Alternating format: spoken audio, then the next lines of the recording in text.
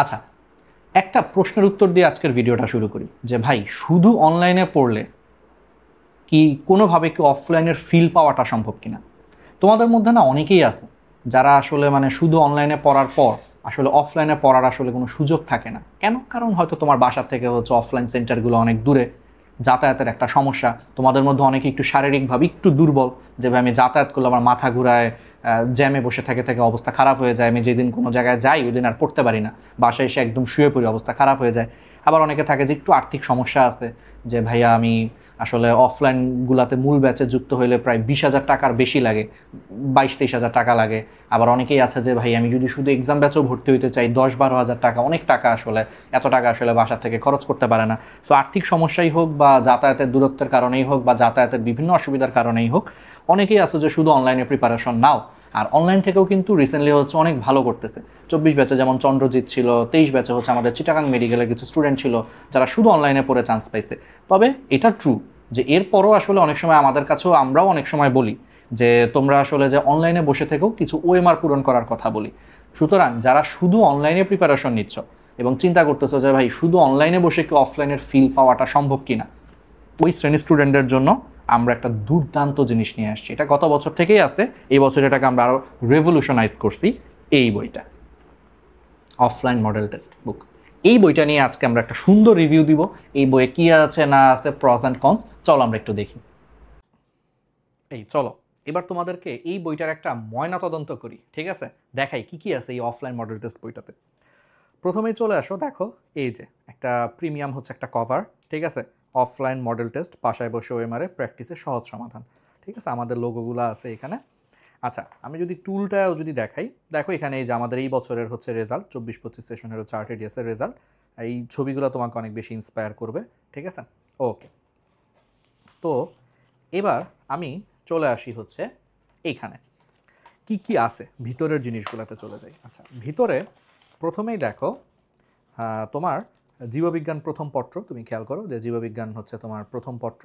এই যে দেখো জীববিজ্ঞান প্রথম পত্র তোমার হচ্ছে পেপার ফাইনাল। এরকম প্রশ্ন আছে হচ্ছে 100টা, ঠিক আছে? এই যে এখানে 50টা, এই পাশে হচ্ছে আরও 50টা, ঠিক আছে? সব মিলে হচ্ছে 100টা। এই 100টা প্রশ্ন তুমি হচ্ছে সলভ করার জন্য এই যে এখানে ওএমআর দেওয়া আছে। এবং ওএমআরের ব্যাপারেও একটা চমৎকার কথা বলি, এখানে তুমি ঠিক যেই সাইজের ওএমআর পাচ্ছ, মোটামুটি মেডিকেল অ্যাডমিশনে ঠিক এরকম ছোটো ছোটো ছোটো ছোটো গোল্লাগুলাই নর্মালি থাকে।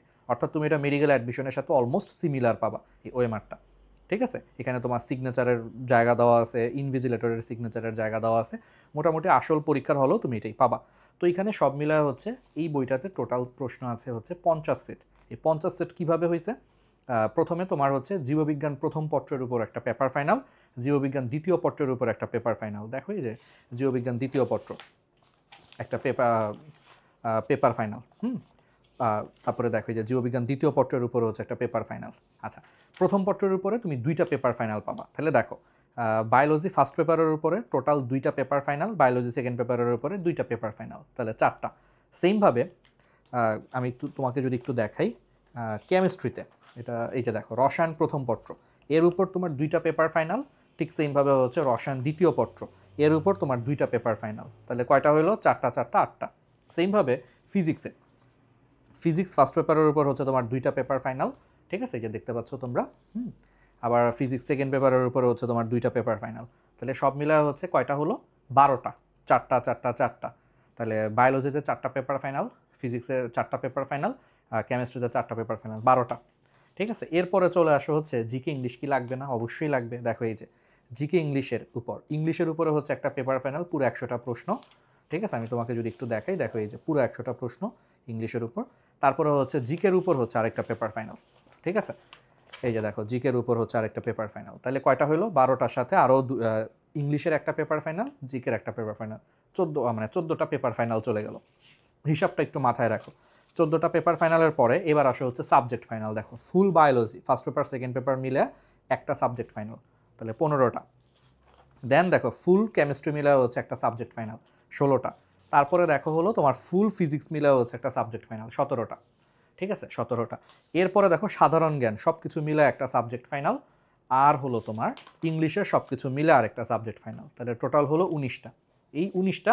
দেন বাকি যে প্রশ্নগুলা একদম মেডিকেল ভর্তি পরীক্ষার অনুরূপ, 31টা হচ্ছে মডেল টেস্ট। তাহলে 31টা মডেল টেস্ট, অর্থাৎ 100 নম্বরের মধ্যে 30 নম্বর এই মডেল টেস্টগুলোতে। 30 হচ্ছে বায়োলজি, 25 হচ্ছে কেমিস্ট্রি, 20 হচ্ছে ফিজিক্স, 15 হলো ইংলিশ এবং হলো 10 হচ্ছে সাধারণ জ্ঞান। ঠিক আছে, এরকম 31টা হচ্ছে মডেল টেস্ট মূল পরীক্ষার অনুরূপ। তাহলে 31টা আর ওইদিকে হচ্ছে 19টা পেপার ফাইনাল এবং সাবজেক্ট ফাইনাল মিলে টোটাল হচ্ছে তোমার 50টা।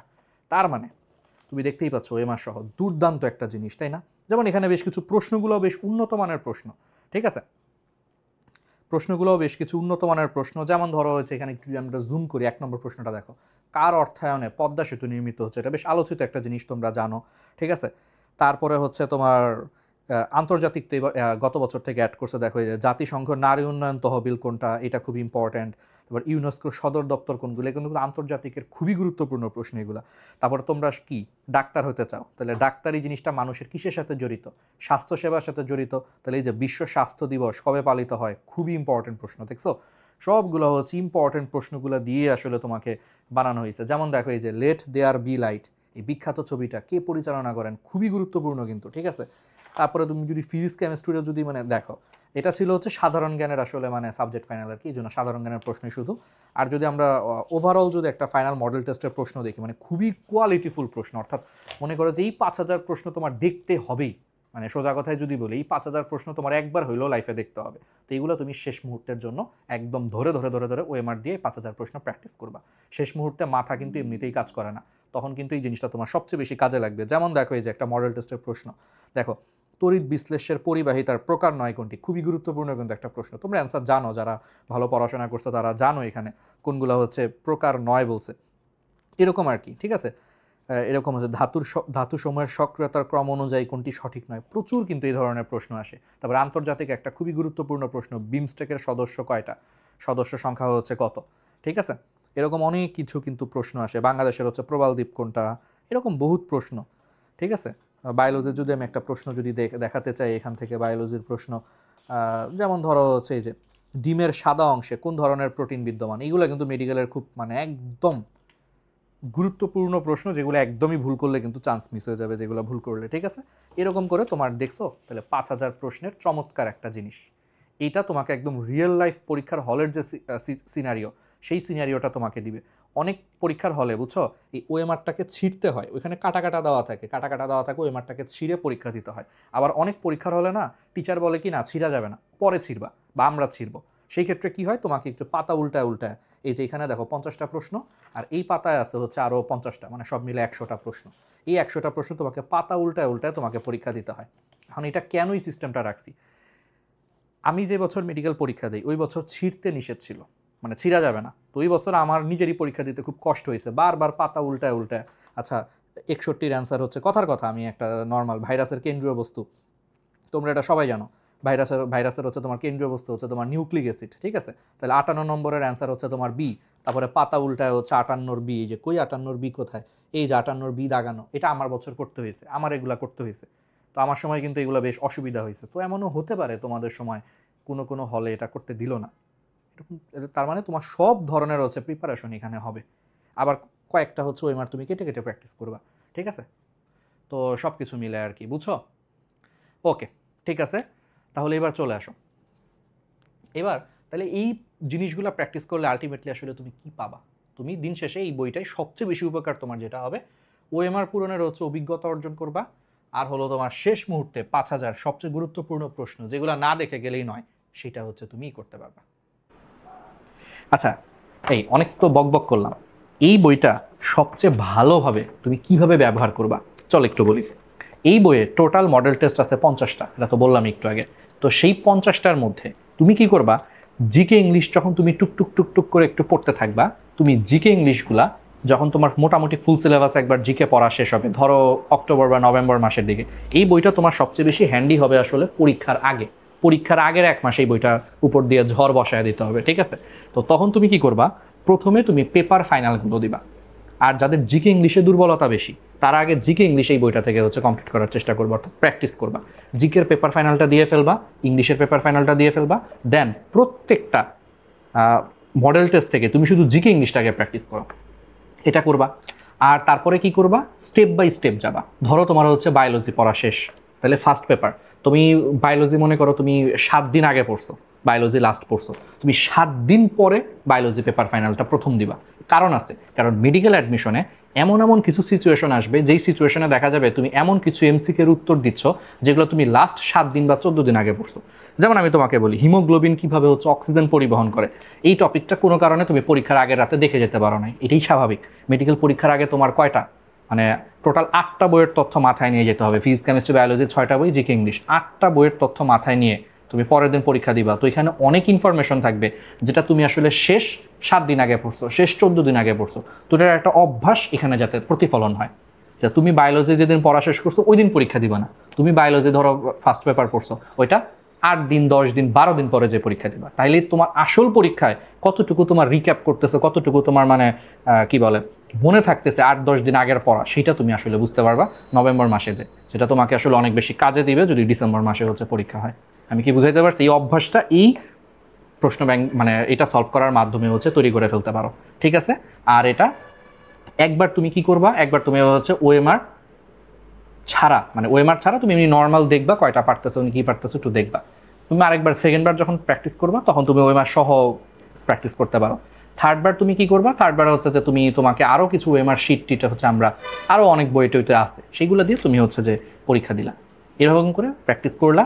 আর একটা পড়া 7 দিন বা শেষ করার পর 7-10 দিন পরে মূল পরীক্ষায় যে সিচুয়েশন ফেস করবা সেভাবে তুমি দাও। আর যারা জিকে ইংলিশে দুর্বল তারা এখান থেকে খুঁজে খুঁজে আগে জিকে ইংলিশগুলো হচ্ছে সলভ করবে। এই বইটা আসলে সবচেয়ে বেস্ট উপায় তুমি কাজে লাগাবা কীভাবে, এই বইটা তোমার সবচেয়ে বেশি দরকার হবে আসলে মেডিকেল অ্যাডমিশনের শেষ মুহূর্তের প্রস্তুতির জন্য।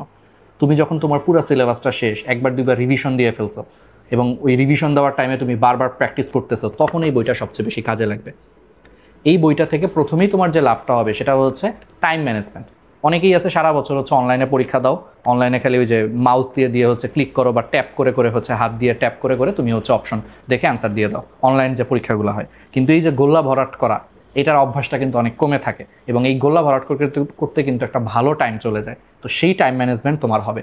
আবার ওই যে বারবার অনেক জায়গাতেই মানে ম্যাক্সিমাম সেন্টারগুলোতে তোমাকে ওএমআরটা শুরুতেই ছিঁড়ে নিতে বলে, ওএমআরটা ছিঁড়ে নিয়ে পরীক্ষা দিতে বলে। কিন্তু কিছু কিছু সেন্টার আছে যারা ছিঁড়তে দেয় না, বলে এটা লাস্টে ছিঁড়বা, আগে ছিঁড়া যাবে না। মানে এটা এক এক জায়গায় এক এক রকম। সেই ক্ষেত্রে এই যে একটা প্রশ্ন তুমি বারবার উল্টায় উল্টায় দেখতেছো, প্রশ্ন দেখে আবার উল্টায় এসে ওএমআরে ফিল আপ করতেছো, এই অভ্যাসটা তোমার তৈরি হবে ওর্স্ট কেস সিনারিওতে, ঠিক আছে? আবার তোমার ধরো একদম শেষের দিকে পরীক্ষার আর মাত্র 7 দিন আছে, তখন তোমাকে অ্যাডমিট কার্ড দিল, সেই অ্যাডমিট কার্ডের রোল টোল দিল, ওই রোলগুলো তুমি বারবার হচ্ছে এখানে ফিল আপ করবা। এই 50টা ওএমআরের মধ্যে বারবারের রোলগুলো ফিল আপ করবা যাতে মূল পরীক্ষায় কোনোভাবেই রোল ফিল আপ করতে ভুল না হয়, তার একটা প্র্যাকটিস হয়ে যাবে এখানে, ঠিক আছে? আবার অনেক জায়গায় হচ্ছে যে তোমার প্রশ্নের মধ্যে রাফ করতে দেয় না, সংখ্যাটা কম বাট অনেক অনেক জায়গাতে সমস্যা করে। তো এখানে এই যে 50 সেট যে প্রশ্ন আছে এর মধ্যে তুমি 40 সেট প্রশ্নের মধ্যে রাফ করে করে প্র্যাকটিস করবা, কিন্তু বাকি 10 সেট তুমি ইচ্ছা করে রাফ ছাড়া মনে মনে ক্যালকুলেশন করে বা কোনোভাবে মানে ক্যালকুলেশন মনে মনে করে হচ্ছে দাগানোর চেষ্টা করবা। কারণ ওর্স্ট কেস সিনারিওতে অনেক সময় তোমাকে রাফ করতে দেয় না। তো সেই ক্ষেত্রেও তোমাকে আসলে প্রিপারেশন নিয়ে রাখতে হবে যাতে যে কোনো সিচুয়েশনই হোক তোমার পরীক্ষা যাতে ভালো হয়, এটা একটা গুরুত্বপূর্ণ দিক। আর এখানে শেষ মুহূর্তে তোমার মাথায় এমনি তো আসলে কাজ করে না, দেখবা মেডিকেল পরীক্ষার আগে 7 দিন বা 10 দিন মাথার কাজ করে না, তুমি কি পড়বা না পড়বা ব্রেন কাজ করে না, তখন তুমি চোখ বন্ধ করে হচ্ছে এই বইটা সলভ করো। কারণ এই বইটায় সমস্ত গুরুত্বপূর্ণ টপিকগুলোই কাভার করা হয়েছে পুরো সিলেবাসের এবং সবচেয়ে গুরুত্বপূর্ণ 5000 প্রশ্নে দেওয়া হয়েছে। এগুলো যদি সলভ করো তোমার ব্রেন স্টর্মিং হবে, সবচেয়ে গুরুত্বপূর্ণ প্রশ্নগুলো একবার করে প্র্যাকটিস হয়ে যাবে এবং সবচেয়ে গুরুত্বপূর্ণ টপিকগুলোও একবার দুইবার ওই পরীক্ষা দেওয়ার সময় তোমার একটু মানে চিন্তা ভাবনা করবা, তুমি থিঙ্ক করবা ব্রেন দিয়ে, এটাই তোমার শেষ মুহূর্তে আসলে কাজে লাগবে। কারণ ওই টাইমে প্র্যাকটিস ছাড়া মাথা কাজ করে না, নতুন কোনো পড়া ঢুকতে চায় না এবং টেনশন বেশি হয়। তো তখন এইগুলো যত বেশি প্র্যাকটিস করবা টেনশনও কমবে, গুরুত্বপূর্ণ প্রশ্নেও টাচ করা হলো, গুরুত্বপূর্ণ টপিকগুলো একবার করে পরীক্ষা দেওয়ার মাধ্যমে কনফিডেন্স বুস্ট হয় যে না আমি তো পারতেছি, মোটামুটি এই মডেল টেস্ট থেকে তো ভালোই পারতেছি, 80-90টা করে কারেক্ট করতেছি, একটা কনফিডেন্স চলে আসবে।